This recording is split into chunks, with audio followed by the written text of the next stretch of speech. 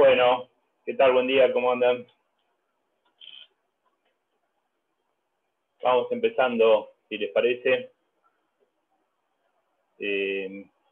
Vayan acomodándose y les voy contando, bueno, el repaso de la clase pasada y arrancamos con la de hoy.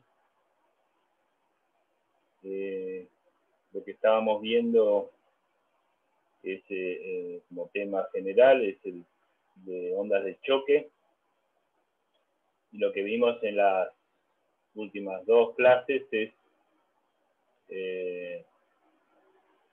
más bien la formación de esas ondas de choque.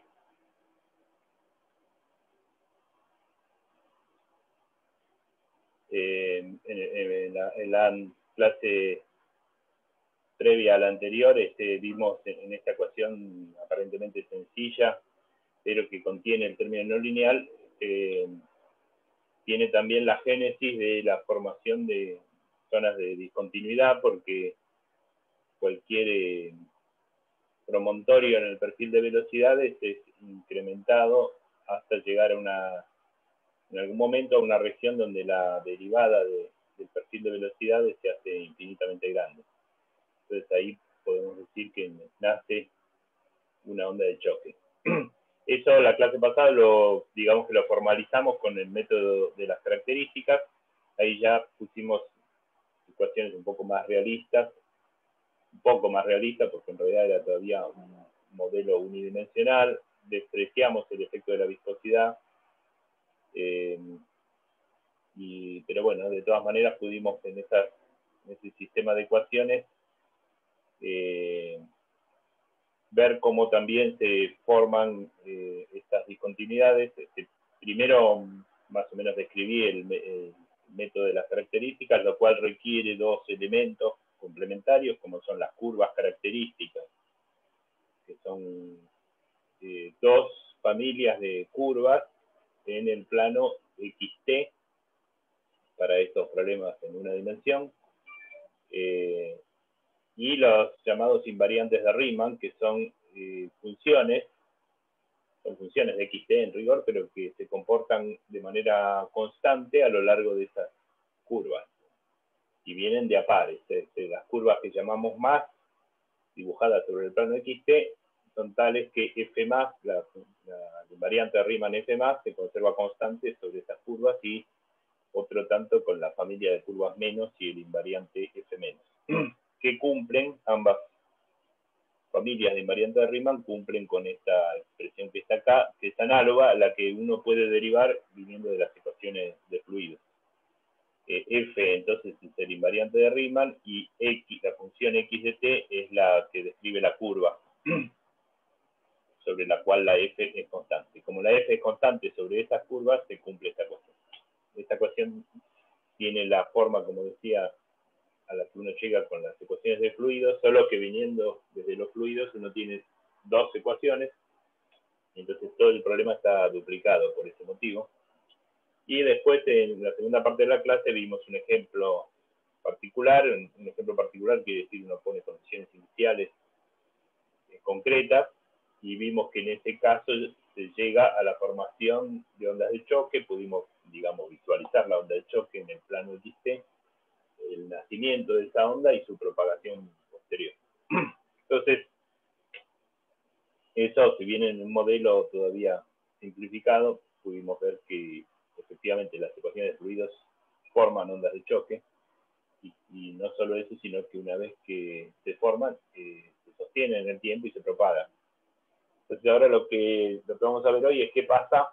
Eso quiere decir que tengo en este problema unidimensional, era una región en el plano XT, pero en un problema tridimensional la onda de choque va a asumir la forma de una superficie.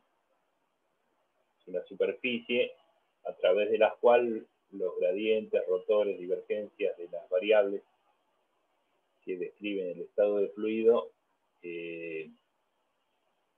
son discontinuos.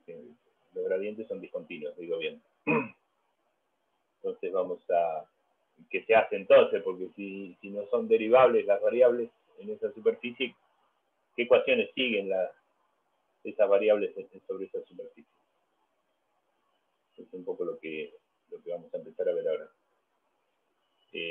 Uno tiene entonces variables que suelen ser estas, pero puede haber alguna más. La densidad, que es un campo escalar, que depende de la posición entonces y el tiempo. La presión, otro campo escalar.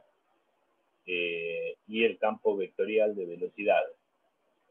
Nosotros implícitamente hasta acá venimos suponiendo que todas estas cantidades, todas estas funciones son continuas, derivables, porque de hecho las obtenemos como solución de ecuaciones diferenciales.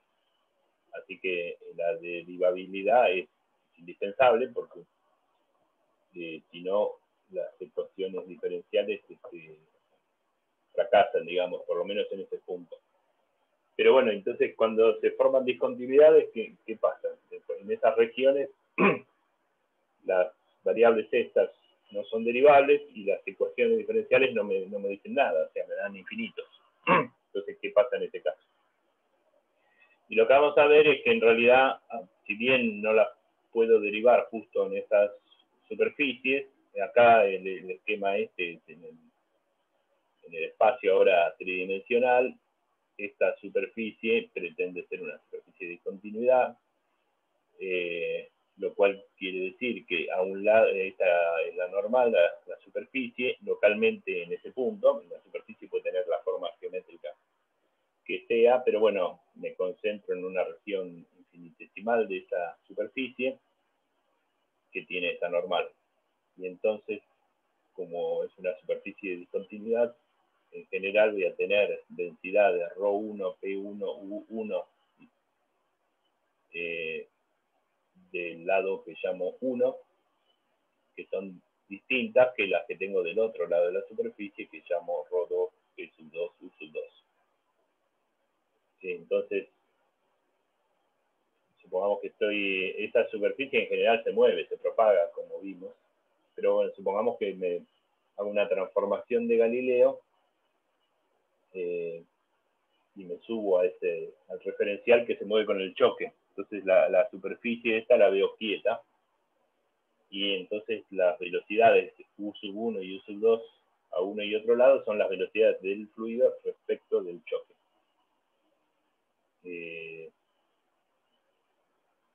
Si en este momento pasara un avión supersónico, dejaría una estela, una superficie de discontinuidad propagándose, pero en este caso el fluido que respiramos está en reposo, o sea, la velocidad, digamos, U1 sería 0, la velocidad U2 sería la velocidad del fluido que fue ya atravesado por el choque, y la velocidad del choque no la conozco, pero tengo que hacer una transformación de Galileo.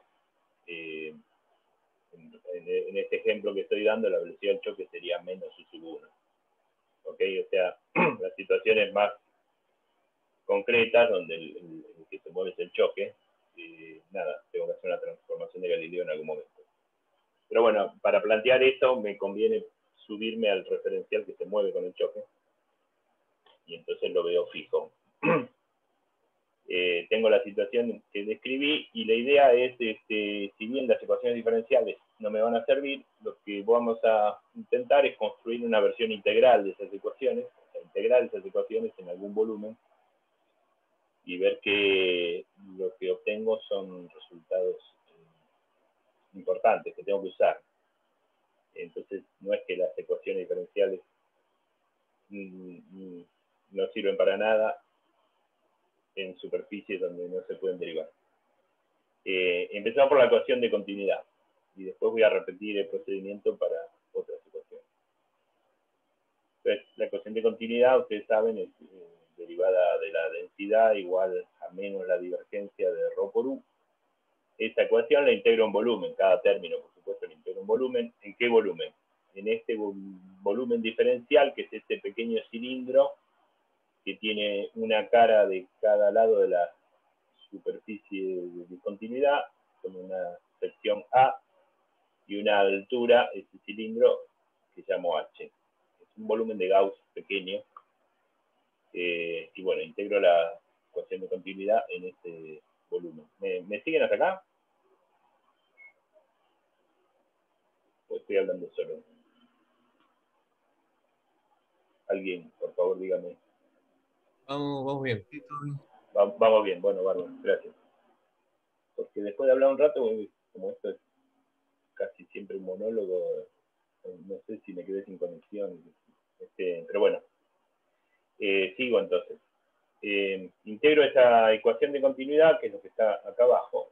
La ecuación en sí es derivada temporal de ρ igual a menos la divergencia ρ por u. La integro cada uno de esos términos en volumen fijo, que es ese que les describo. Está fijo en ese referencial que avanza con el choque. Y entonces, bueno, del lado izquierdo queda lo que queda, del lado derecho, como ustedes ya a esta altura se imaginan, si tengo la integral de volumen de una divergencia, lo paso vía el teorema de Gauss a una integral de superficie sobre el envoltorio de ese volumen. Entonces llamo S sub B a la superficie que envuelve al volumen B. ¿De qué cosa? Bueno, lo que estaba el argumento de la divergencia, ρ por u integrado en superficie.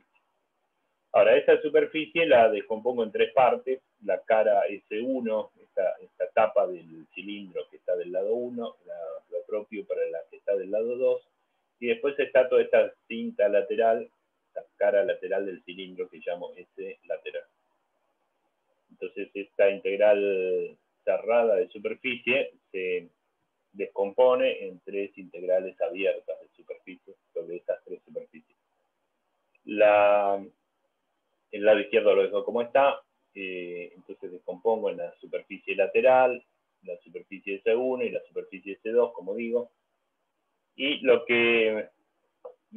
paso que sigue es pensar el límite de esta integral cuando h tiende a 0, o sea, cuando la altura del cilindro colapsa a 0, siempre dejando una cara de un lado y otra cara del otro.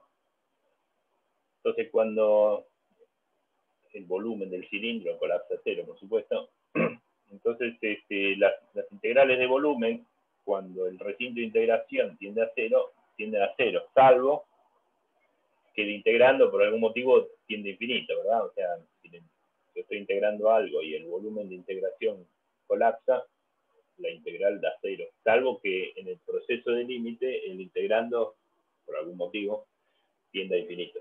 Entonces, una cosa que tiende a infinito integrado en un volumen que tiende a 0 puede ser indefinido, puede dar incluso algún valor finito. Pero acá no hay motivo. Lo que pasa en esta superficie de discontinuidad es que ρ de un lado vale ρ1 y ρ del otro vale ρ2. Hay un salto en la densidad, pero nadie espera que la derivada temporal de la densidad sea infinita. ¿Okay? O sea, no sé cuánto vale, pero está acotada. Mientras hago ese proceso de límite. O sea, derivada temporal de ρ1 vale algo de este lado y otro algo del otro lado, pero estarán acotados. Entonces, si el integrando está acotado, cuando yo integro en un volumen que colapsa a 0, esto tiende a 0. La integral tiende a 0 cuando h tiende a 0. Eso quiere indicar con esta notación.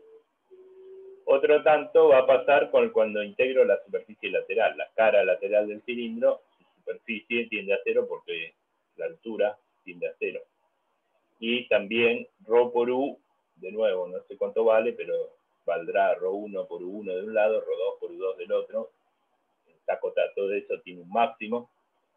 Y entonces, en tanto no tiende a infinito, la integral ahora de superficie tiende a 0 porque uno de los lados de la superficie es esta, es todo este envoltorio del cilindro, el perímetro lateral del cilindro, pero como la altura tiende a 0, la superficie también. Entonces estos dos términos tienden a 0. En cambio, si hay dudas o comentarios, pregunten, ¿no? Como siempre. En cambio, las otras dos, que son integrales de estas caras, estas tapas del cilindro, que siempre están del mismo lado, eso no colapsa. El área A es la misma en todo este proceso. Si este área A es diferencial, que es la idea, esta área A es suficientemente chica, Entonces las integrales estas son medio triviales porque son esto que ahora les muestro. Lo que hay que tener en cuenta es que la diferencial S1, que es este que corresponde a esta etapa, tiene módulo A, que supongo es diferencialmente pequeño, y la normal de esa superficie coincide con la normal del choque, porque así está dibujado. Entonces, diferencial S1 vale A por N, por normal. Y la diferencia es que la que está del lado 2, el diferencial S2, su normal apunta para el otro lado, lógicamente. Entonces, el diferencial S2 es menos A por N. Las áreas son las mismas porque son las dos tapas de un mismo cilindro. Entonces, la idea es que si es diferencial, las integrales no las hago, simplemente es el producto de estos factores. Lo que sí tengo que hacer es el producto escalar del vector velocidad 1. 1 apunta para donde quiera, ¿no? La velocidad del lado 1 es un vector que tiene sus tres componentes, lo mismo el del lado 2. Lo que tengo que hacer es el producto escalar con la normal.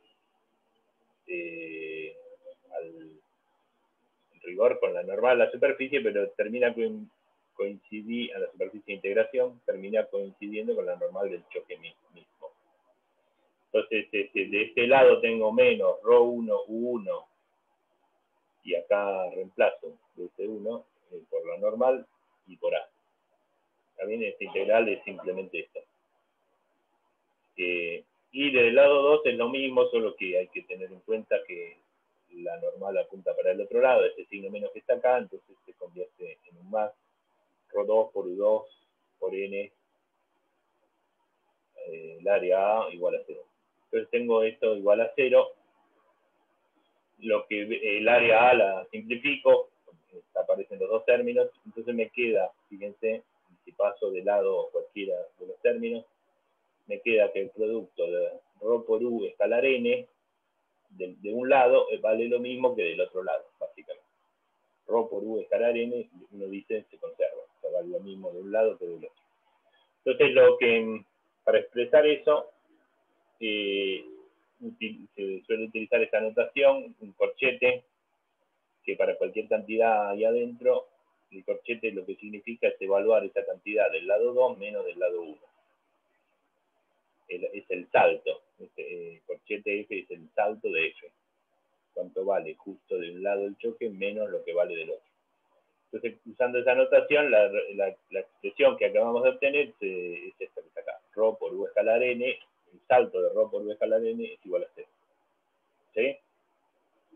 Eso es lo que... Entonces, fíjense que usamos la ecuación de continuidad en las cercanías de una superficie de discontinuidad.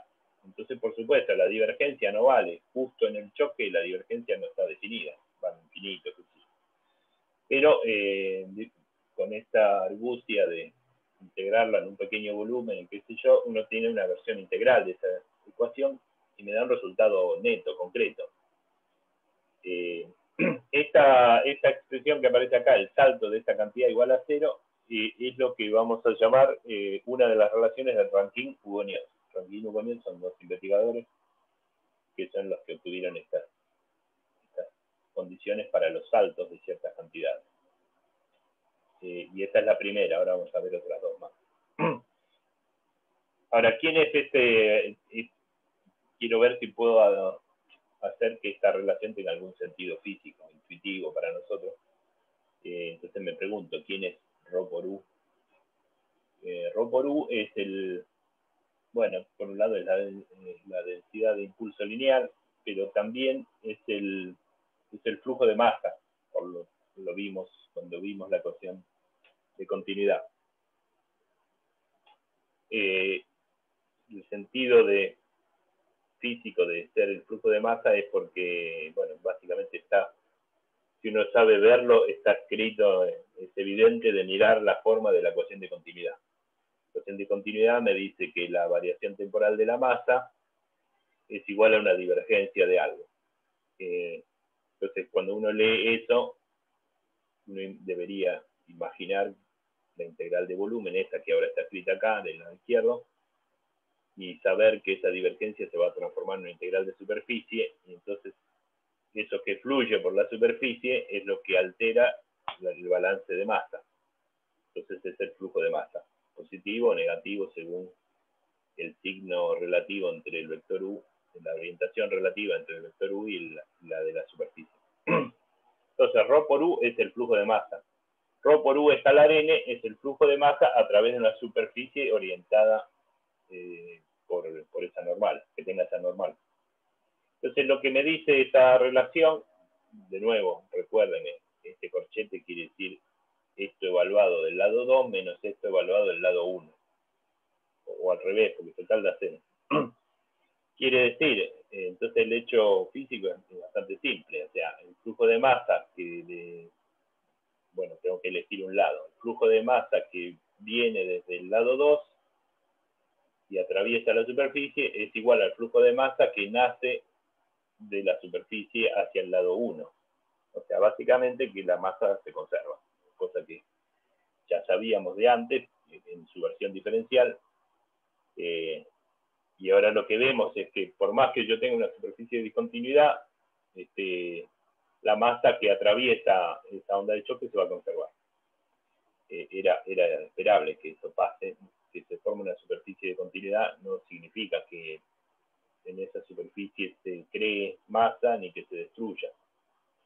Pero bueno, entonces esta relación de Rankine-Hugoniot confirma eso. ¿Está bien hasta ahí?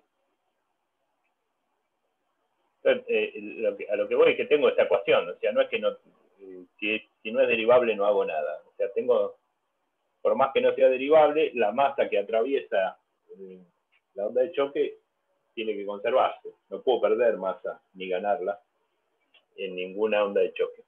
Es medio obvio, si uno lo piensa un poco, pero bueno, eso es lo que obtuvimos. Y la idea entonces es que otras cantidades que son usualmente candidatas a conservarse pase lo mismo. O sea, yo puedo tener una superficie de discontinuidad, pero de alguna manera no pasa nada mágico ahí, no se gana ni se pierde, qué sé yo, energía, impulso, masa. Y bueno, esto es lo que vamos a ir viendo. Entonces, y bueno, sigo entonces con esta línea y vamos con el impulso lineal primero y con la energía un poco después.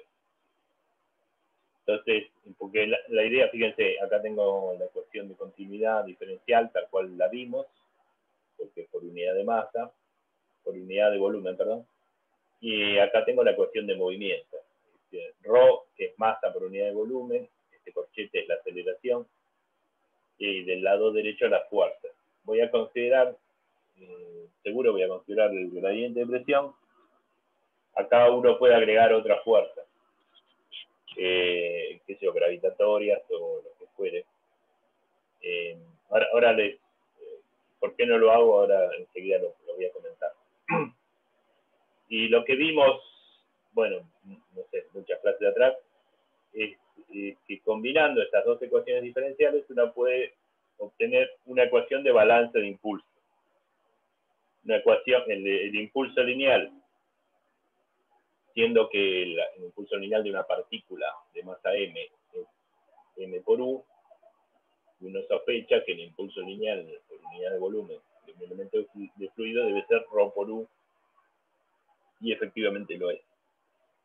Y entonces uno puede, a partir de estas ecuaciones, fíjense, acá tengo una ecuación que es dt ρ y acá tengo ρ por dt u. Si yo quiero una ecuación que me diga cómo es la derivada temporal del producto, porque eso es lo que tiene sentido físico, la densidad de impulso, y bueno, es cuestión de arremangarse y combinar estas dos, cosas que hicimos, si ustedes se acuerdan, varias clases atrás. Uno tiene, por ejemplo, acá ρ por dtu, lo escribo como la derivada del producto, que es lo que quiero, la derivada de ρ por u, menos u por la derivada de ρ.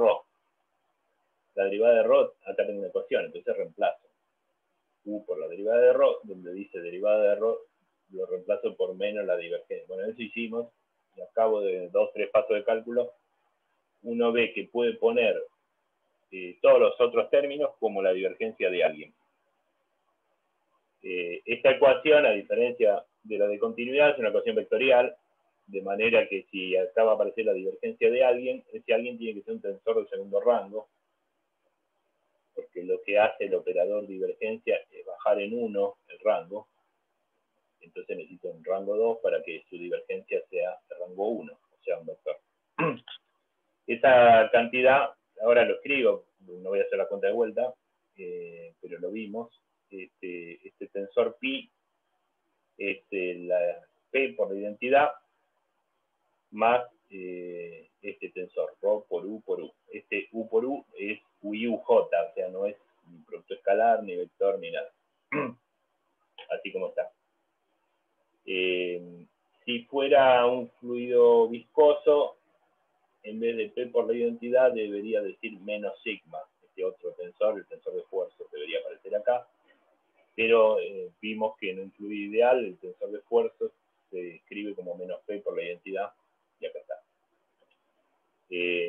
Entonces, ahora vuelvo a lo que contaba de flujos hace, no sé, 5 minutos. Miro esta ecuación. Si ρ por u era el flujo de masa, y miro ahora esta ecuación, pi es el flujo de esta cantidad que está acá. O sea, si yo escribo dt de alguien igual a menos la divergencia de otro alguien, ese otro alguien es el flujo del alguien. Es cuestión de imaginarse la integral de volumen y ver que esto va a parar una integral de superficie. Entonces, esta cantidad que va a ser el integrando de esta integral de superficie va a ser lo que fluye a través de la superficie. ¿Y qué es lo que fluye? Esto, porque es esto lo que está variando en el tiempo. En fin, todo ese discurso, si no lo ven claro todavía, es cuestión de mirar un rato el teorema de la divergencia. Y concluir entonces que pi es el flujo de impulso. O sea, la conservación de impulso lineal de un fluido, ¿dónde está entonces? Bueno, por ejemplo, si yo digo que el fluido está encerrado en un recinto con paredes sólidas, de manera tal que el flujo de impulso sea cero a través de estas paredes, entonces el impulso en ese volumen va a ser cero. Sería una manera.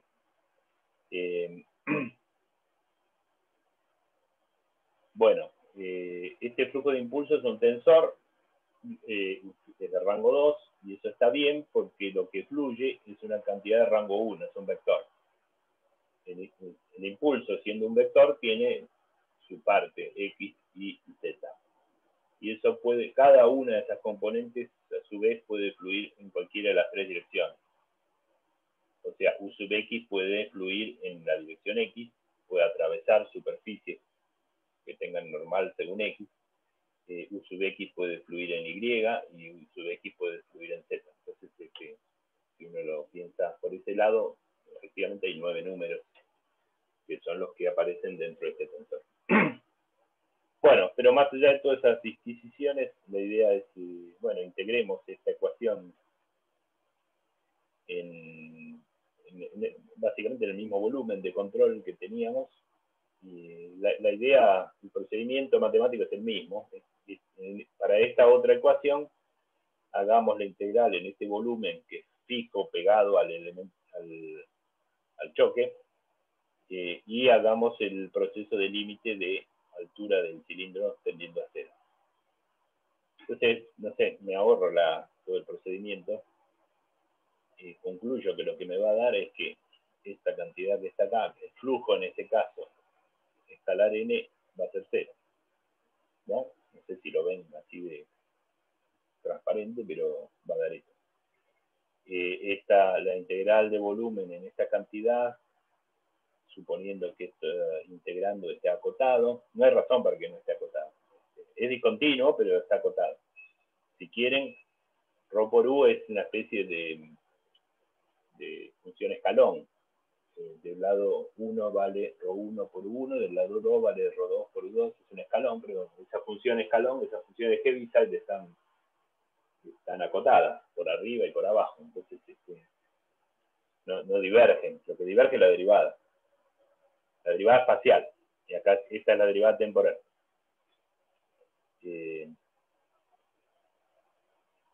Y bueno, entonces la integral de volumen de esto en el límite de h tendiendo a 0 va a tender a 0. Esto va a pasar a una integral de superficie donde la cara lateral va a colapsar a 0 cuando diga que h tiende a 0. Esto también va a tender a 0 esa parte de la integral de superficie. Me van a sobrevivir las integrales de superficie en la cara 1 y en la cara 2. Va a haber una diferencia de signo porque la normal del lado 1 apunta en una dirección y la normal del lado 2 apunta en la contraria.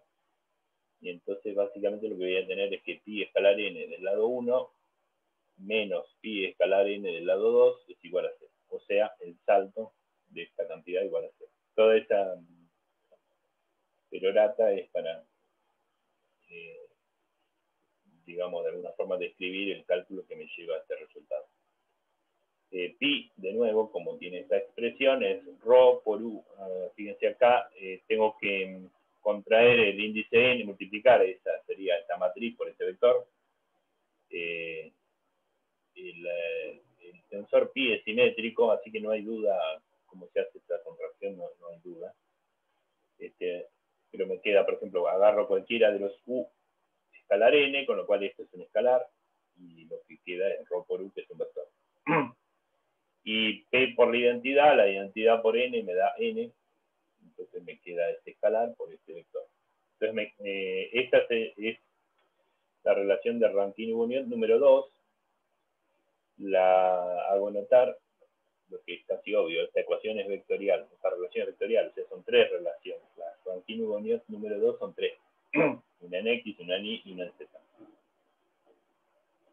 Y lo que expresa es la conservación de impulso lineal, parecido a la conclusión anterior, que el flujo de impulso se conserva. El flujo de impulso que penetra la onda de choque desde un lado es igual al que aparece del otro lado. ¿Ok? ¿Hasta ahí? Y bueno, vayamos entonces a Bárbara. ¿Tenés alguna pregunta?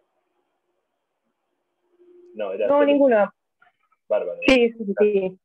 Bueno, gracias igual por contestar, porque así compruebo que están ahí. Vamos a hacer lo propio ahora con el flujo de energía. Para eso, ustedes calcularon una ecuación de balance de energía en el caso incompresible. Bueno, yo también les conté cómo hacerlo,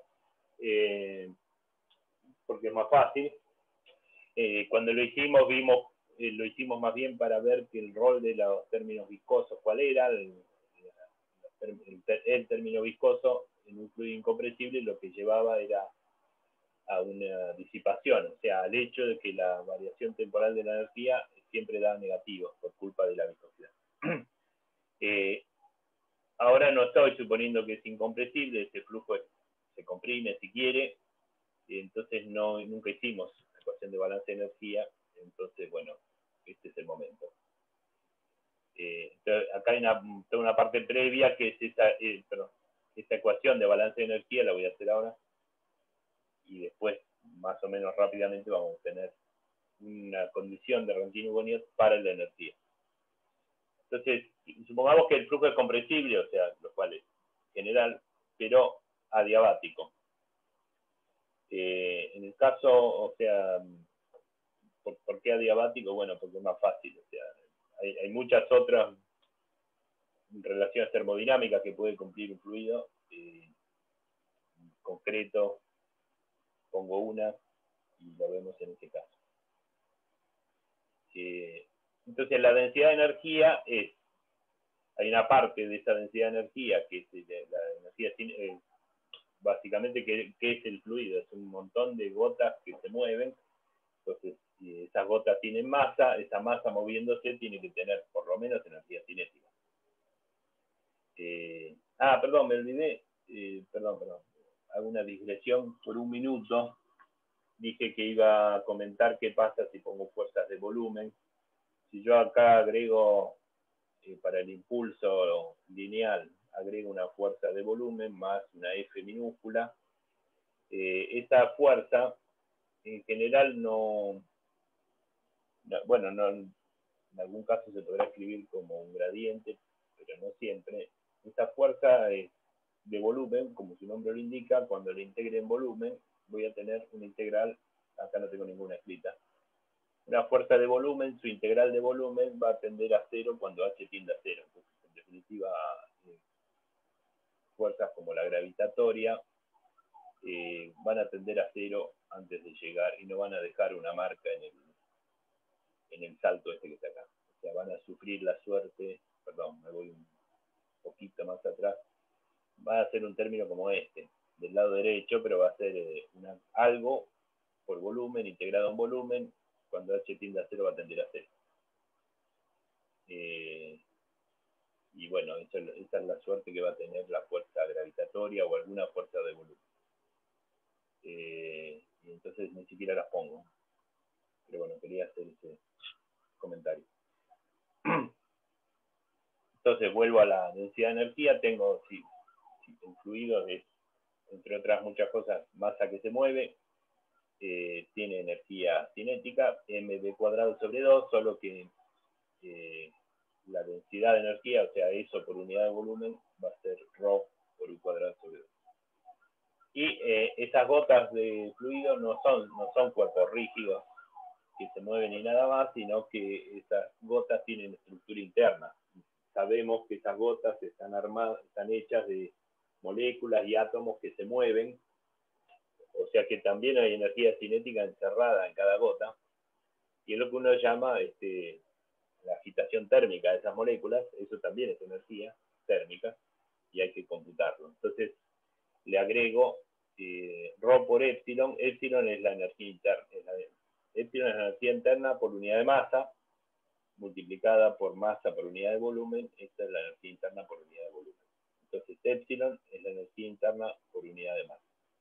Esa es una cantidad que ustedes conocen, probablemente no con esta notación.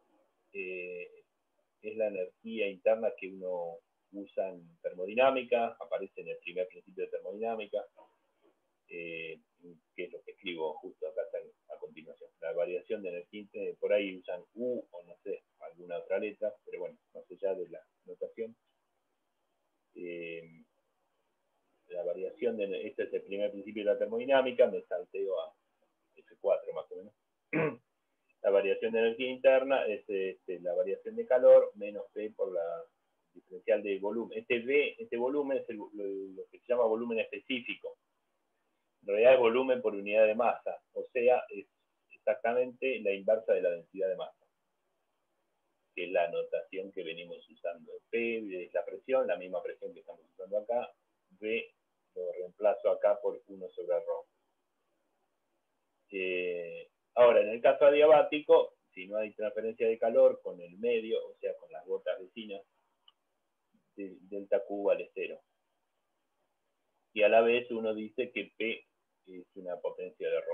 Ahora sí, en este caso gamma es 5 tercios para un gas monoatómico y 7 quintos si es diatómico.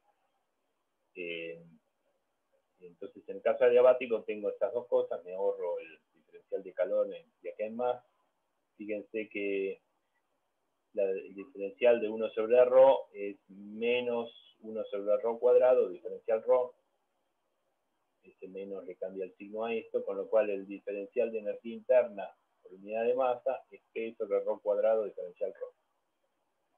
Esta expresión la puedo integrar usando que P es ρ a la gamma, o sea, estas dos cantidades no son independientes, en el caso adiabático. Y bueno, ahí hago esta cuenta, o sea, P es K por ρ a la gamma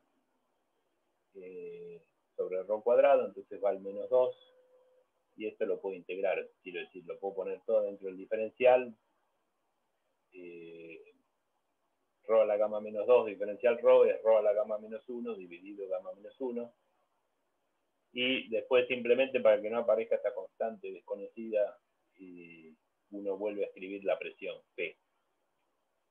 En realidad lo que hay que escribir es P sobre ρ, porque esto, ρ a la gamma, K por ρ a la gamma menos 1, K por ρ a la gamma menos 1 lo puedo escribir como P sobre ρ. y es lo que hago. Y solo que queda esta constante numérica. Es decir, entonces, que la energía interna de un flujo adiabático es P sobre gamma menos 1 ρ. Esto que está acá. Y entonces, eso es lo primero que vamos a usar. Porque acá yo puse energía interna porque me doy cuenta que hay que ponerla, pero ahora tengo una expresión en términos de variables que ya conocía. Entonces voy con esto y lo chanto acá. Y lo que quiero es ver cómo es la variación temporal de esto en el tiempo, quiénes son los culpables de que esto varíe en el tiempo. Entonces, acá aparece ρ por epsilon es P sobre gamma menos 1. Y bueno, varío en el tiempo y bueno, hay que derivar a quién, a ρ, a u y a p. Entonces acá aparece la derivada de ρ, de u y de p. Y para Perdón, ¿te continuar, puedo hacer una pregunta? claro, decime, Me perdí, ¿qué pasó con la K? con la K. Bueno, la K la escondí, digamos, porque P es K por ρ a la gamma. Esta constante depende de la condición inicial, pero lo que uno suele hacer acá uno integra ρ a la gamma menos 2 diferencial ρ es ρ a la gamma menos 1 sobre gamma menos 1. Ahora, K por ρ a la gamma menos 1, vengo acá, K por ρ a la gamma menos 1 es P sobre ρ, divido por ρ de los dos lados. Entonces, K por ρ a la gamma menos 1 es esto dividido ρ, y luego es P sobre ρ, que es lo que está acá. La K está dentro de Ajá. la P. ¿Sí? Oh, bueno, ok. Vos podés dejar, Ah, ok. Volviste a escribir P, entiendo. volví a Sí, escribir P, entendí. claro. Para Es que verdad, quede en ok. términos de, porque uno dice, K quién es, en cualquier paso de cálculo. En cambio, P y ρ son, ya sabemos, son viejos conocidos. Eso es opcional, vos podés dejar esta K flotando en el cálculo. Explícita, digamos. Podría dejar K, por ρ a la gamma en lugar de la P, ¿no? Claro. ¿Quién es esta K? Otra manera, si no, K quién es P0 sobre ρ0 a la gamma, donde P0 y ρ0 eran las iniciales. Pero bueno, De acuerdo, listo, sí, gracias. es mi forma de hacerlo. Ahora, acá tengo desplegado derivadas temporales de tres cosas distintas, son todas conocidas. Y entonces, ¿qué es lo que voy a hacer? Por ejemplo, derivada temporal de ρ, voy a usar la ecuación de continuidad. Acá voy a reemplazar por la divergencia de ρ por u. De esa manera, me saco de encima la derivada temporal y aparece una derivada espacial. Acá tengo derivada parcial temporal de u, voy a usar la ecuación de movimiento. Voy a poner la derivada convectiva, la gradiente de presión. O sea, todas derivadas espaciales. Y acá tengo la derivada de la presión. No tenemos incluidos una ecuación para la derivada temporal de la presión, pero de nuevo, la presión es ρ a la gamma. Entonces, en la derivada de la presión va a ser la derivada de ρ. Y va a quedar algo parecido a esto, y la derivada de ρ la voy a reemplazar por la divergencia de ρ por u. Ese es el plan. Entonces, paso de página. Entonces, esta cantidad que estoy queriendo calcular, variación temporal de la densidad de energía, bueno, y ahora hago eso que adelanté. La derivada temporal de ρ la reemplacé usando la ecuación de continuidad. La derivada temporal de u usé la ecuación de movimiento, y la derivada de la presión la puse en términos de la derivada de ρ. Ven que acá aparece K, ρ a la gamma menos 1, derivada de ρ. Y el paso siguiente es la derivada temporal de la densidad, reemplazarlo de nuevo por menos la divergencia de ρ por u. Eso voy a hacer en la próxima. Ahora, fíjense, estos dos términos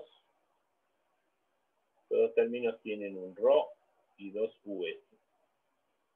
Si uno los mira un rato, ve que lo que es estos dos términos con signo menos son la derivada de un producto. la derivada, lo que pasa es que eso hay que pensarlo con cuidado, porque acá hay un gradiente, acá hay una divergencia, pero si ustedes miran, es el producto de entre ρ por u, el vector ρ por u, y u cuadrado sobre 2. Entonces acá aparece u cuadrado sobre 2 por la derivada de ρ por u, más o menos ρ por u, que está acá, por esto que está acá. No, perdón, hay que hacer un paso más. Esto sería fácil hacerlo en notación de índices. O sea, esto es u, lo dicto, digamos. uj por uj, esto es u cuadrado, es uj por uj, por la derivada i de ρ ui. Y esto es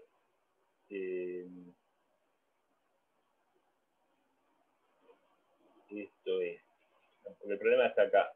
Este producto escalar, ¿a quién aplica este producto escalar? Esto va contraído con este u que está afuera con este u, porque este otro está contraído con el gradiente. Entonces acá, esto es ρ, uj, ui, derivada i de uj. Entonces hay un uj acá y un uj acá. Quiere decir que este u por este gradiente de u es el gradiente de u cuadrado. O sea, de esto que está acá. Pero bueno, lleva un par de pasos hacer eso y ver que esto más esto exactamente es menos la divergencia de ρ u cuadrado sobre 2 por el vector u. Ahora lo puedo pensar al revés. Fíjense que está el producto, pero conviene visualizarlo separado de esta manera. U cuadrado sobre 2 por ρ u, por el producto ρ u. Entonces cuando vengo con la divergencia tengo u cuadrado sobre 2 por la divergencia de ρ u, que es este,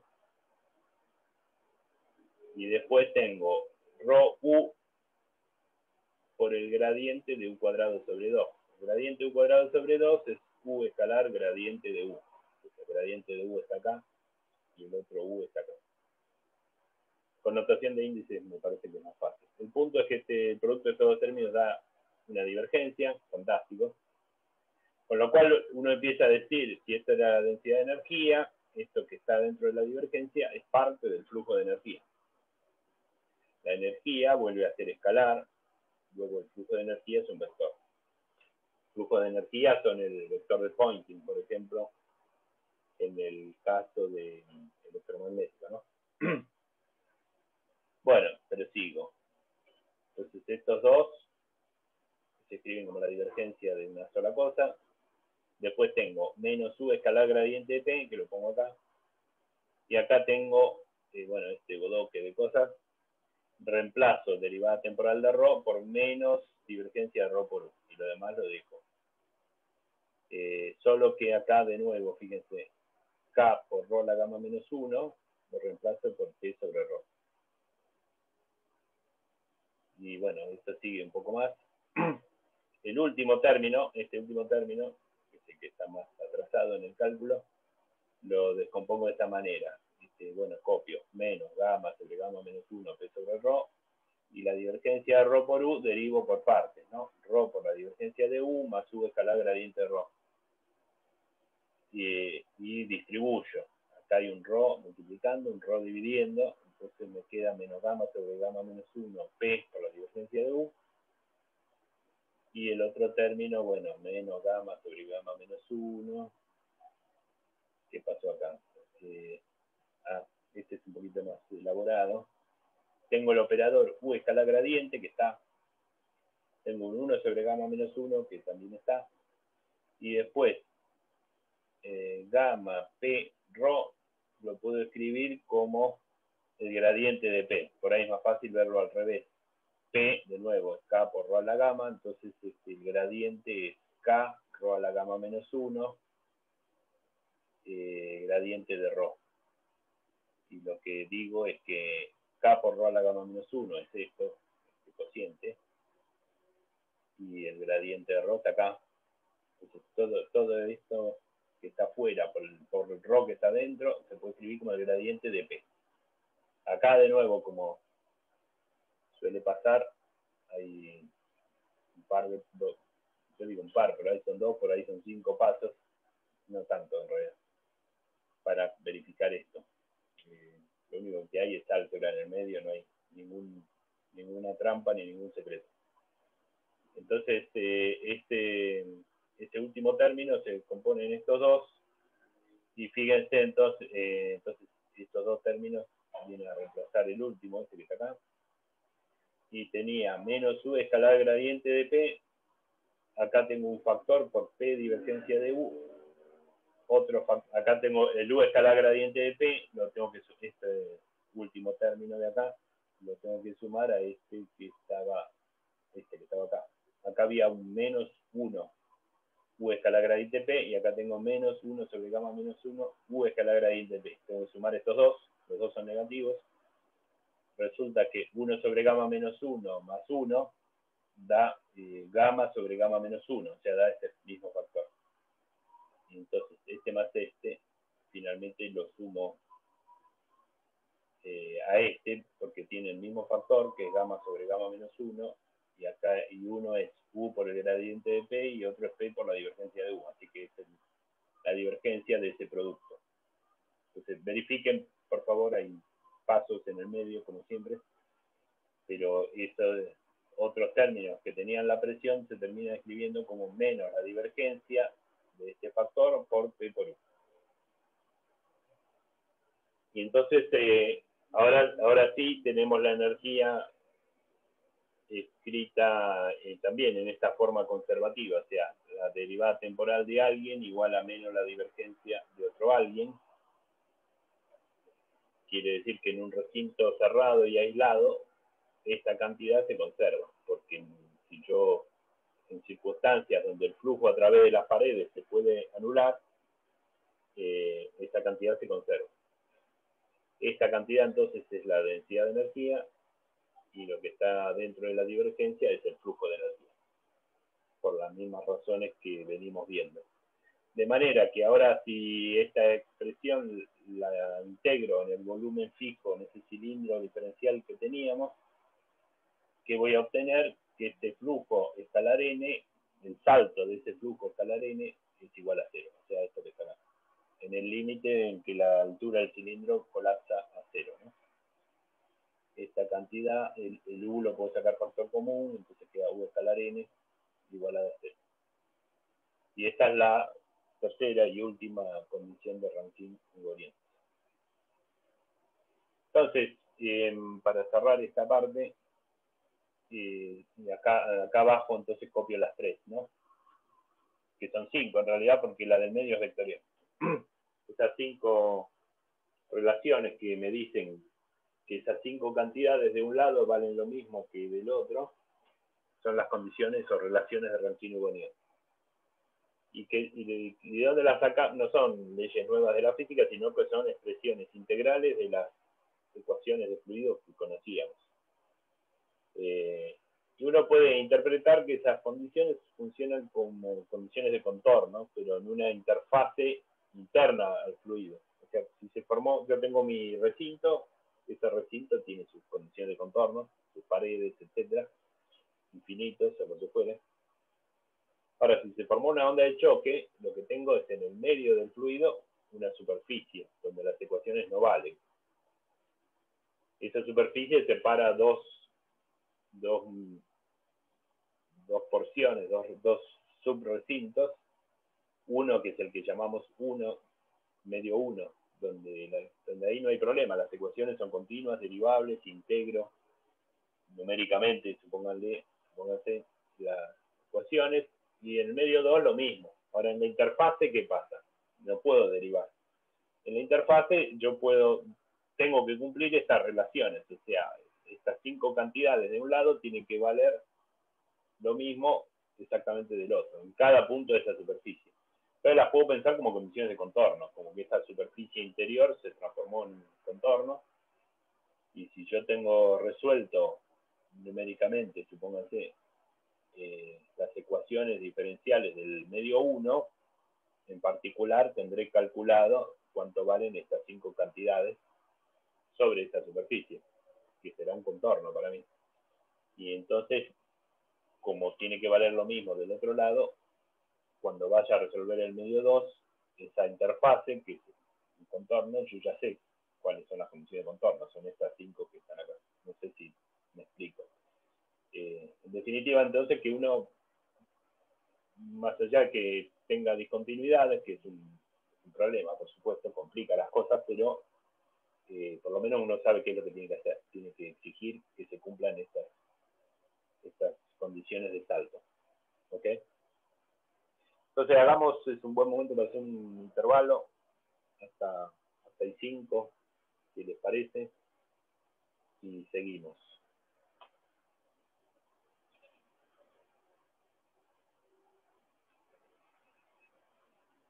Y bueno, si quieren comentar algo, me avisan.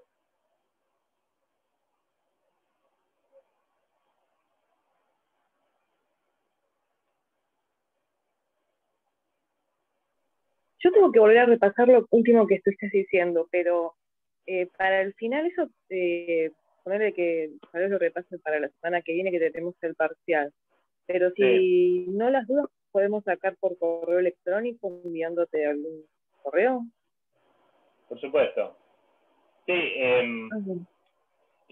a ver, hoy es viernes, el parcial va a ser exactamente en una semana, el viernes que viene.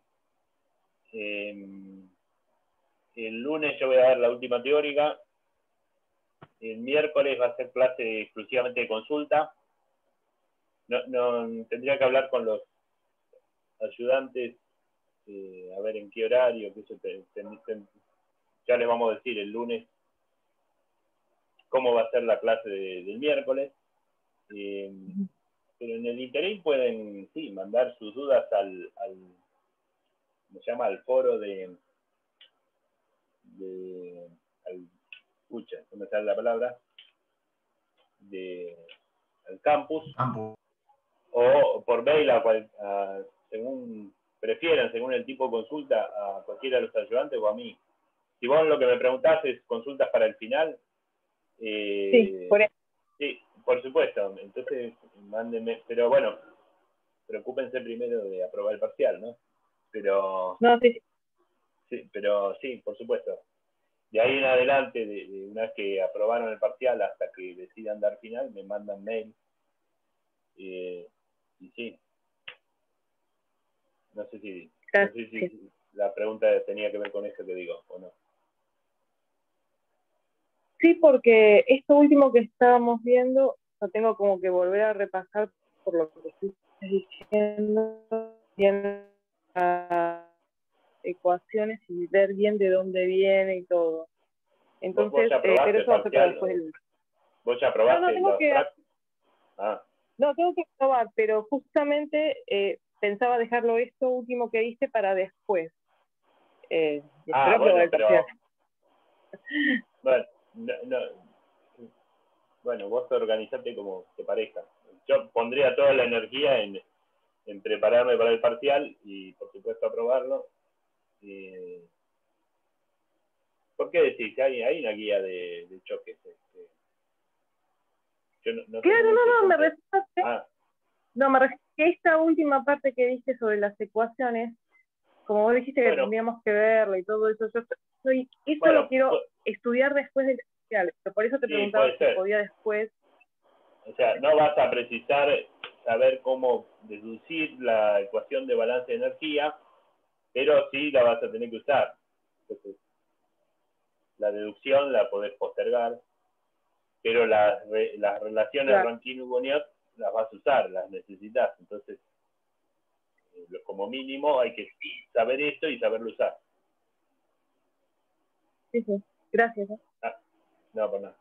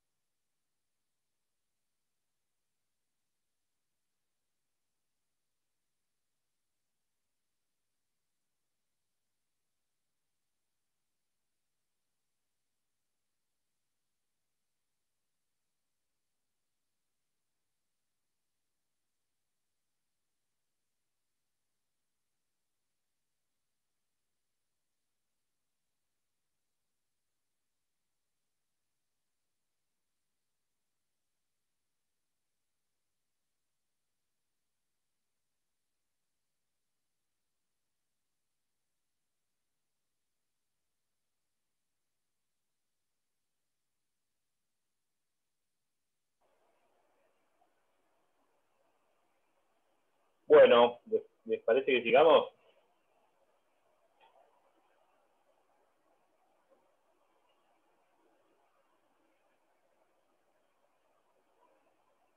Seguimos entonces.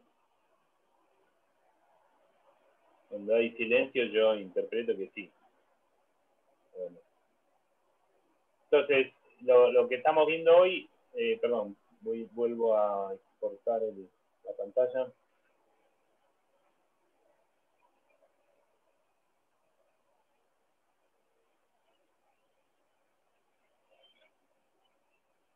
Esto que estamos viendo hoy tiene que ver con qué hacemos. La vez pasada vimos que bajo ciertas, no siempre, no es que va a haber onda de choque todo el tiempo, pero vimos cómo se pueden generar ondas de choque. Eso tiene que ver exclusivamente con las no linealidades de las ecuaciones de fluidos. Las ecuaciones me muestran que pueden formar, bajo ciertas circunstancias, onda de choque. Vimos un poco también que una vez que están formadas, no es que se desarman, sino que se propagan. Y ahora estamos viendo, ya que están los choques presentes, cómo hacemos para, digamos, convivir con ellos. Y lo que vemos es que de las mismas ecuaciones de fluidos, una versión integral de ellos son estas condiciones de Rankine-Hugoniot, que son condiciones de borde que uno tiene que exigir a uno y otro lado de cada superficie, cada choque que aparezca en el seno del fluido. Esa es más o menos la idea general. Vamos a ver ahora que esto ya tiene más que ver con los ejercicios de la práctica. Hay dos tipos de choques, mirando las expresiones de estas de Rankine. Hay dos tipos de choques que uno puede distinguir para su tratamiento práctico, matemático, que son estos. Uno puede tener casos sin flujo de masa, básicamente mirando la primera condición, el salto de ρ u escalar n igual a 0. Eso lo que quiere decir es ρ1 u1 escalar n igual a ρ2 u2 escalar n, ¿verdad?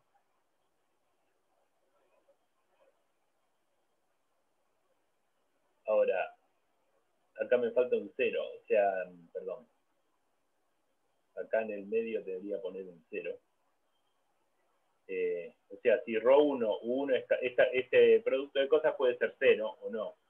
Si es 0, me falta un 0 acá, discúlpenme. Si es 0, o sea, si ρ1 u1 escalar n es 0, puede pasar. La condición obliga a que ρ2 u2 escalar n también lo sea. Ahora, supongamos que ρ1 y ρ2 no son 0, porque si no sería... Si uno de los medios es vacío, puede ser, pero entonces no estamos hablando de un fluido. Entonces, supongamos que las densidades de uno y otro lado, ninguna es 0. Entonces, lo que tiene que ser 0 es u1 escalar n, ¿verdad? Y, por supuesto, u2 escalar n. Acá falta el 0 ese que es fundamental, pero bueno, me lo comí. Entonces, lo que eso quiere decir en este caso es que u1x, porque, a ver, 2, 3 transparencias de atrás, es que el eje X era la coordenada cartesiana alineada con la normal al choque. Entonces, por eso digo X. U1X es 0 y U2X es 0. ¿Quiénes eran U1 y U2? Son las velocidades respecto de la onda de choque. Quiere decir que si yo me paro en la onda de choque, la velocidad que viene de la izquierda es 0 y la que sale de la derecha también es 0. Es decir, que en este caso particular, los elementos de fluido no atraviesan el choque. O sea, que el choque es una suerte de membrana impenetrable. A estas discontinuidades se las llama discontinuidades tangenciales o de contacto. De contacto por el hecho que los elementos de fluido no cruzan el choque. Es como si fueran dos fluidos no miscibles. O sea, lo que está del lado 1 se queda del lado 1 y lo que está del lado 2 se queda del lado 2. Eso es el caso particular donde el flujo de masa de cualquiera de los lados es 0. Es este caso particular. Por la condición de Rankine, si de un lado es 0, del otro necesariamente también. Entonces las dos velocidades en la dirección normal al choque son 0. ¿Qué me dicen las otras dos condiciones para este tipo de choque? La condición de Rankine-Hugoniot número 2 queda escrita así, siendo que la normal está en la dirección X, U escalar n es UX, y esta es la normal, también cambié un poquito la notación, pero es lo mismo.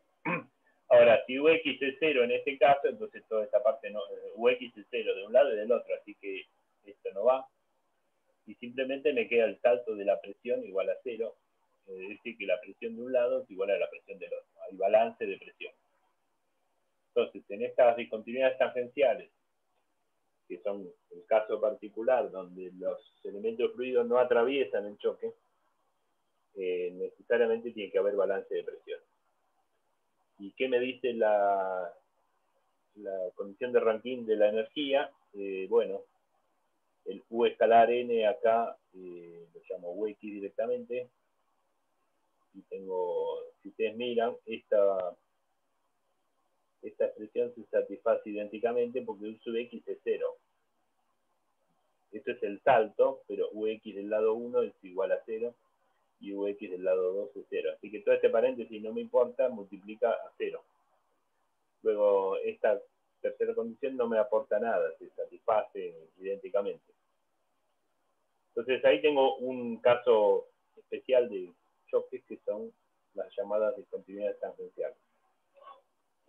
Y por supuesto tengo las otras, donde no pasa esto. O sea, si ρ1 por U1 escalar n no es 0, tampoco lo va a ser del lado 2.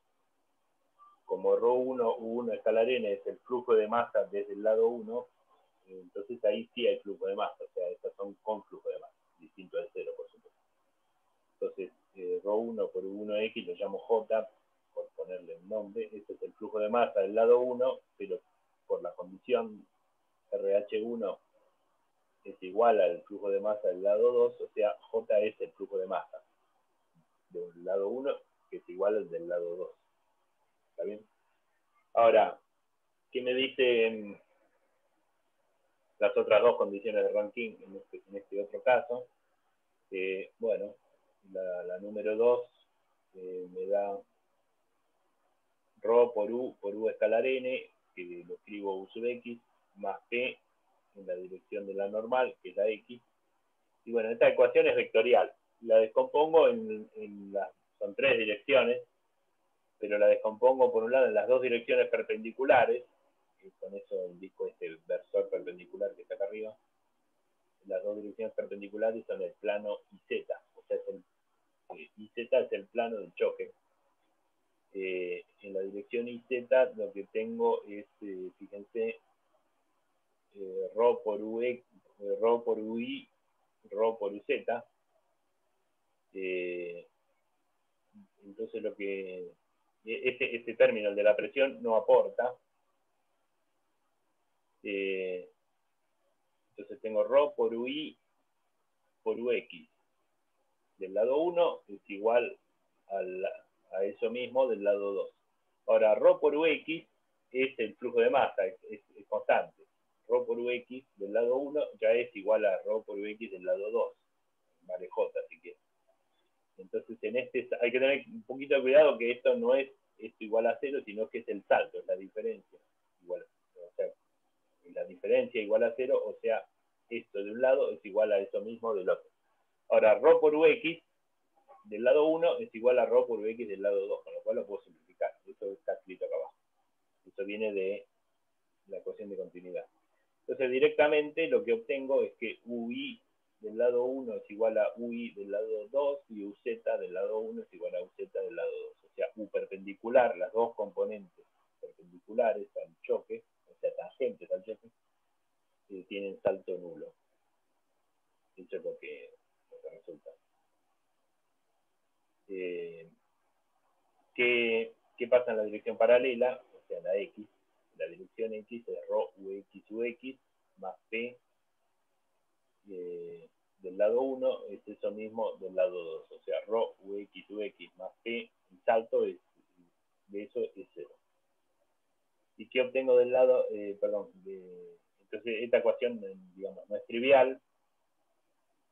Yo puedo decir ρ UX es J, porque eso lo tenía ya dicho antes, pero me sobra otro U sub X, que sumado a la presión del lado 1 me dan otro tanto del lado 2. Esta relación no es trivial, es una cuestión que hay que arrastrar en el cálculo.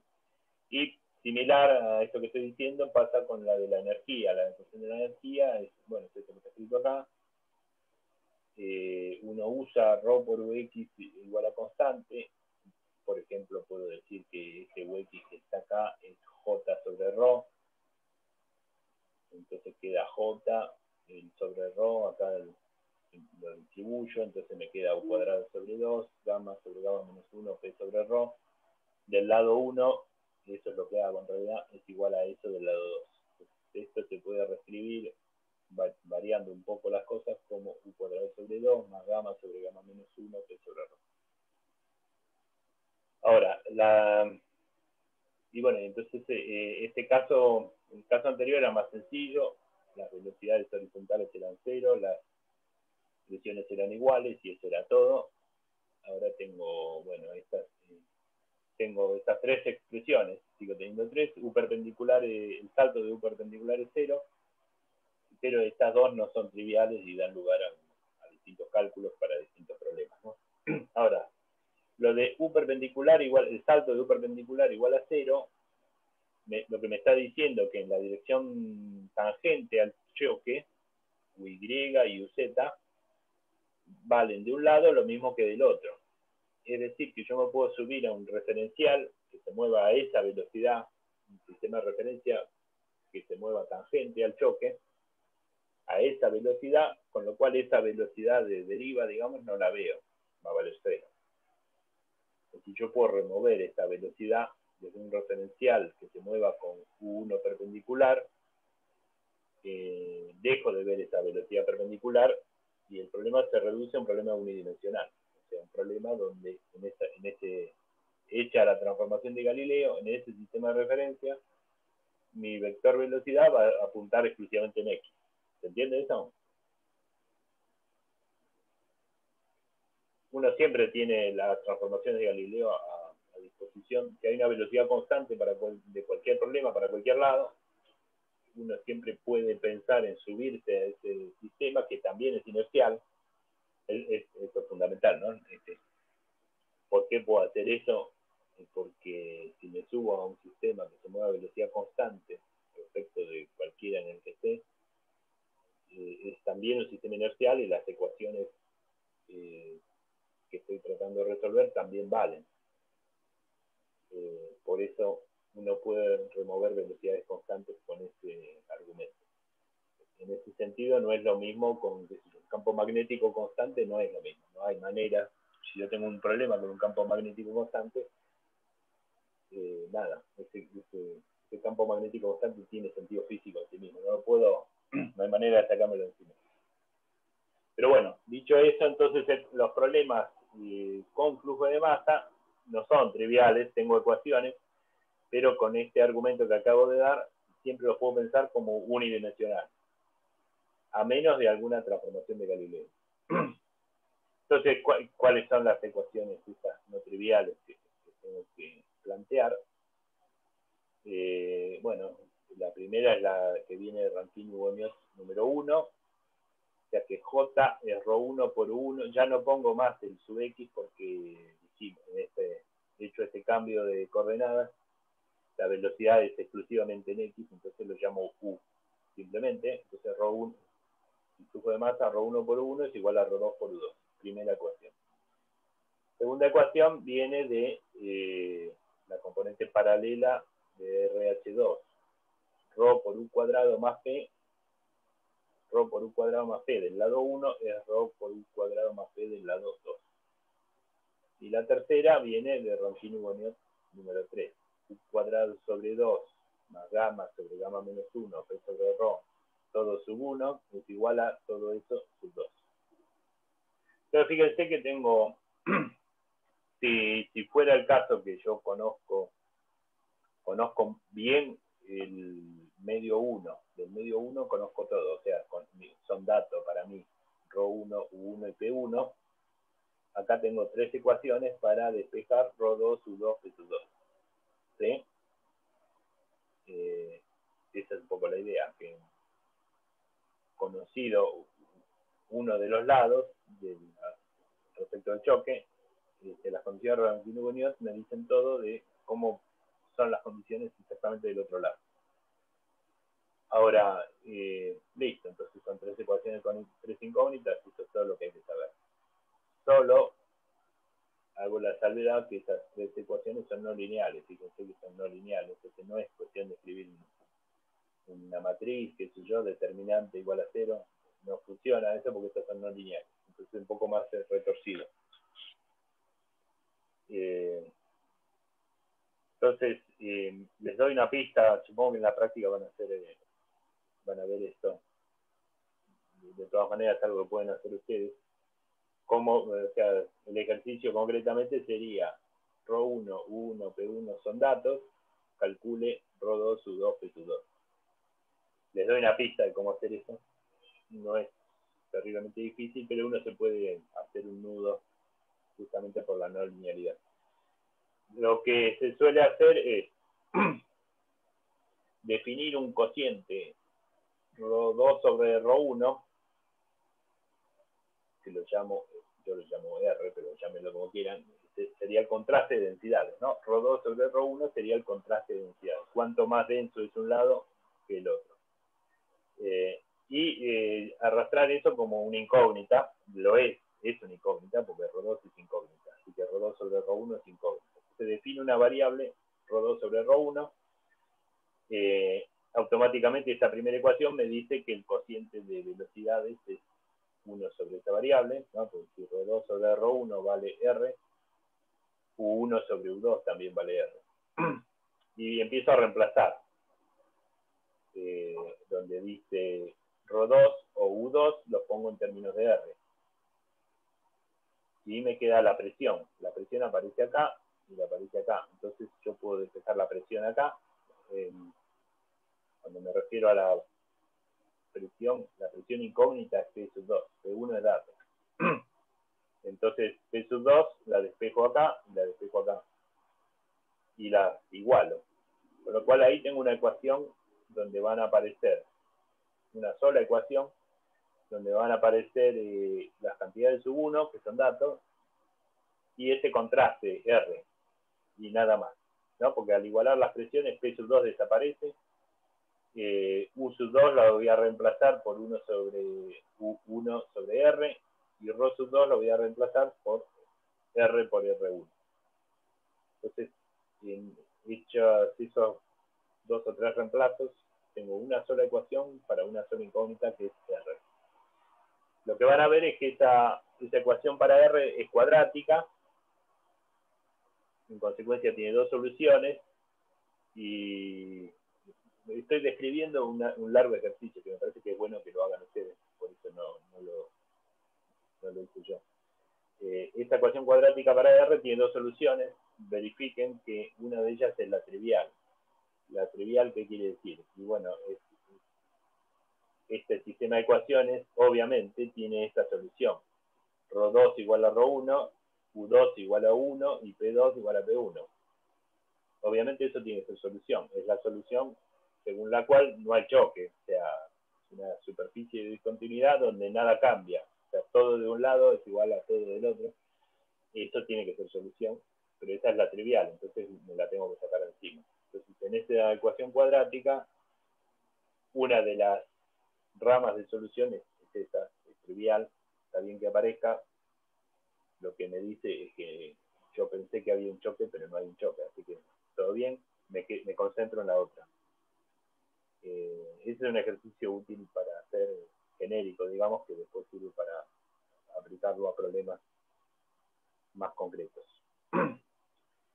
Bueno, una vez más, estoy terminando, y tal vez porque no hago todas esas cuentas intermedias, termino temprano. Puedo hacer, ya que tengo tiempo, un par de comentarios. Uno lo tengo anotado acá. Es que las velocidades U1 y U2, con las que hemos trabajado todo el día de hoy, lo dije al principio, son las velocidades respecto del choque.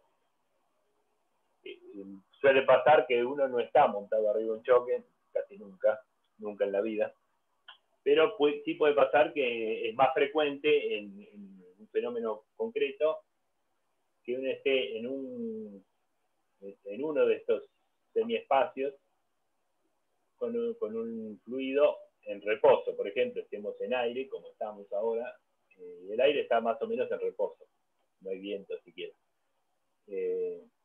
Entonces estamos en un fluido, digamos, el fluido 1 con velocidad U sub 1 igual a 0. Y puede pasar que pase algún objeto supersónico, un avión, no va a pasar, pero podría. ¿Qué quiere decir supersónico? Un objeto, que puede ser un avión, puede ser una bala, puede ser algo, un sólido que se mueve a una velocidad mayor que la del sonido. Eso obliga al fluido, cómo reacciona un fluido cuando, a ver, empecemos por un poco más fácil. ¿Cómo reacciona un fluido cuando trata de avanzar un sólido a una velocidad subsónica, o sea, por debajo del sonido? Por ejemplo, nosotros mismos caminando en aire, ¿qué hace el fluido? Y el fluido se corre un poquito mansamente a un lado y otro, nosotros vamos caminando y el aire se desliza alrededor nuestro y no pasa nada. Eso es porque nosotros nos movemos necesariamente a velocidades subsónicas, muy subsónicas. Entonces, el sonido es una especie de medio de comunicación que tiene el fluido. Los elementos del fluido, no es que tengan la intención, pero los elementos del fluido emiten y perciben ondas de sonido. Entonces, el elemento de fluido que choca con nosotros cuando tratamos de caminar, se altera, se perturba, emite ondas de sonido, de manera que los elementos de fluido que están atrás se dan cuenta de que hay una perturbación y entonces se van corriendo mansamente y se establece una especie de corriente alrededor nuestro, como el problema de Stokes.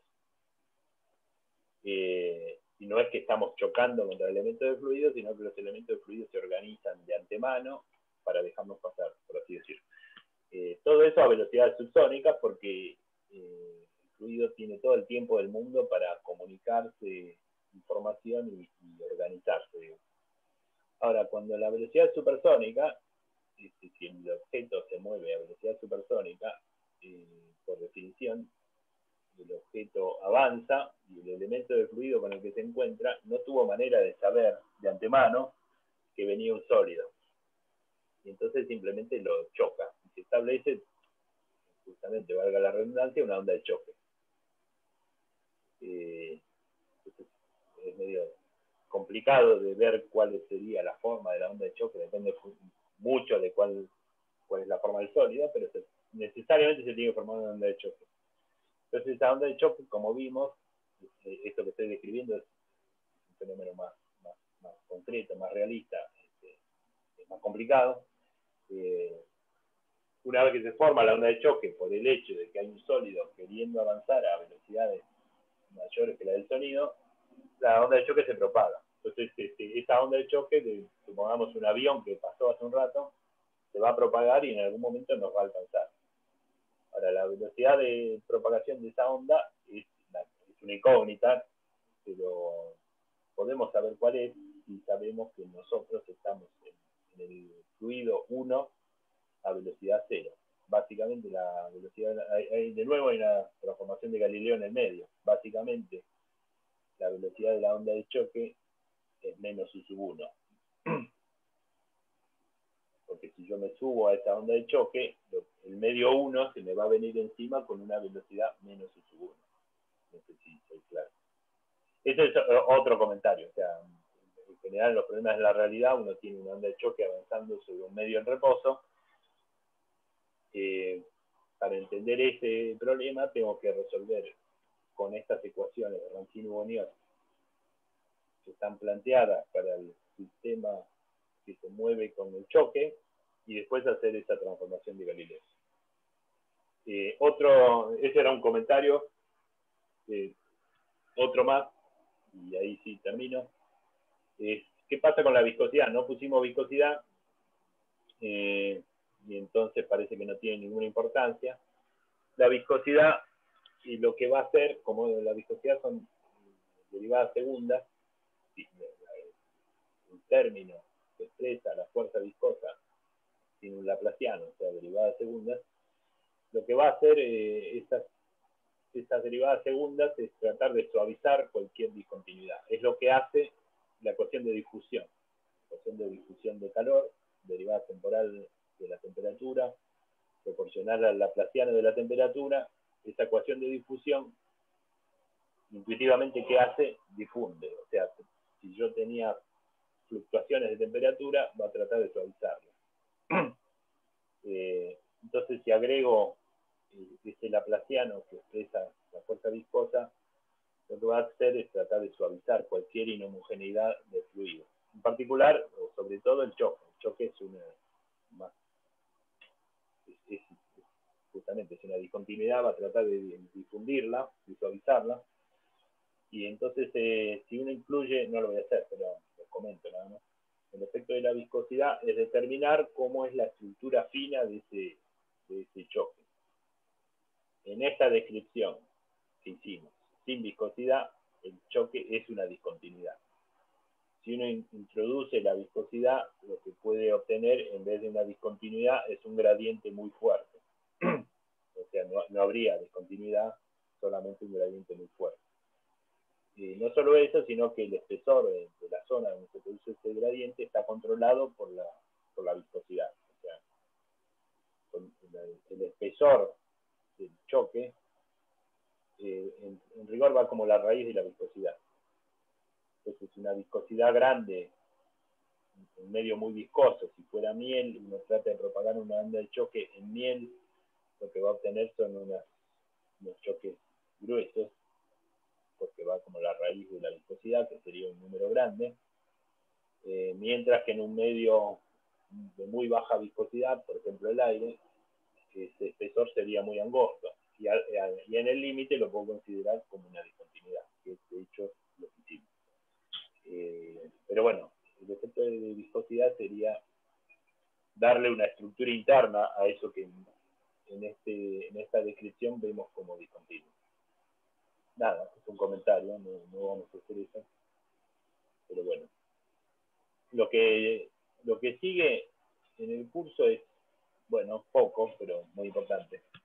Yo el lunes voy a dar clase, normalmente voy a hablar de inestabilidad, ya voy a hablar más bien de turbulencia, que es un tema que es importante desde el punto de vista práctico, y uno dice turbulencia y suena como caos, como una cosa que tan complicada que no se puede entender. Sin embargo, voy a tratar de que se entienda. Hay una cantidad de fenómenos detrás de la turbulencia que se pueden entender y que, por lo tanto, considero que tienen que formar parte de este curso. Esto voy a hacer el lunes. El miércoles va a haber exclusivamente clase práctica, clase de consultas, porque es la clase previa al parcial. Y bueno, el viernes es el parcial y después, bueno, el cronograma dice cuándo es el recuperatorio, etc. De manera que es el momento de, supongo que ya habrán empezado a hacer consultas cada uno, pero bueno, es el momento de activar esas consultas para llegar al parcial con, bueno, las mejores condiciones posibles. Y para eso ustedes tienen las direcciones de mail de todos nosotros, tienen el campus como un foro para mandar preguntas y esperar por respuestas. Bueno, básicamente esos canales, porque el presencial todavía lo tenemos vedado. Pero bueno, lo que quiero decir es que no dejen de hacer consultas, sáquense las dudas que tengan,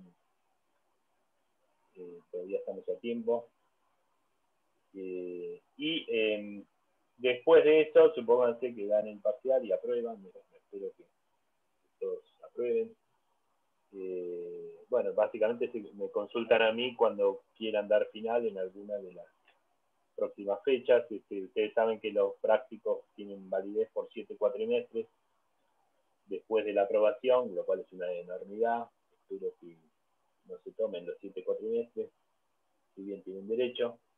Y bueno, en cuanto ustedes se sientan en condiciones de rendir, me mandan un mail y me avisan. Por ahora los exámenes finales siguen siendo así a distancia. Espero que pronto puedan volver a ser presencial.